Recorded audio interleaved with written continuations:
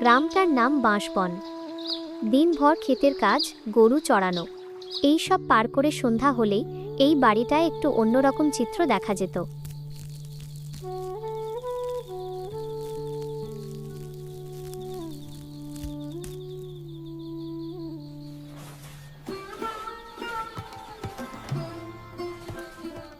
মাটির ঘরের ভেতরে কলাপাতা পেতে বসেছে তিনজন, বাড়ির কর্ত্রী শান্তি, বৌমা রেনু আর ছোট্ট মেয়ে মিলি।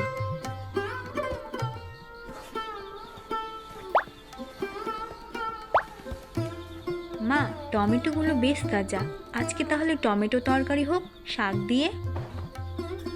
শান্তি দেবী জমির টাটকা শাক বাছছিলেন মন দিয়ে। তিনি বললেন, হ্যাঁ বৌমা, বেশি কিছু করার দরকার নেই।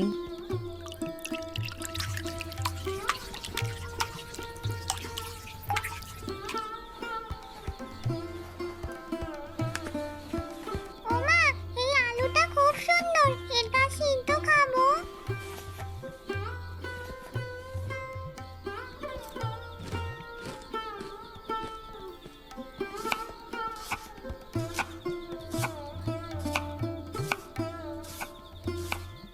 বৌমা, আমার শাক কাটা প্রায় হয়ে গেল, তুমি আখাটা ধরাও। হ্যাঁ মা, আপনি বসুন, আমি রান্নার জিনিসগুলো এদিকে আনছি।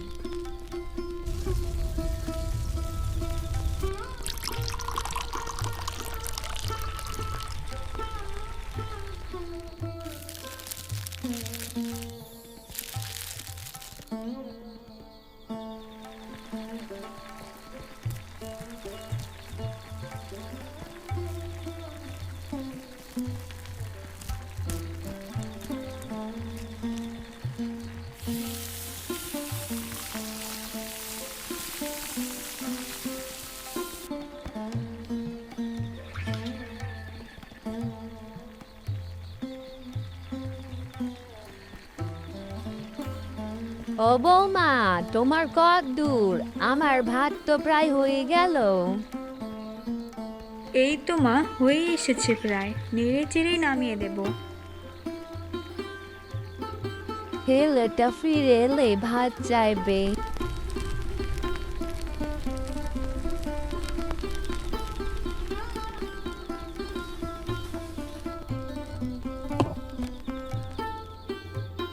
দেখ তো মা, খেয়ে তরকারিটা কেমন হয়েছে।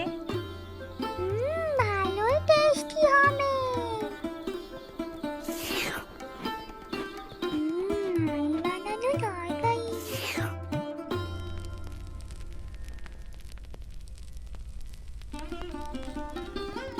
শান্তি দেবী গরম ভাত থেকে আলু বের করে মাখতে শুরু করলেন, কাঁচা লঙ্কা তেল দিয়ে।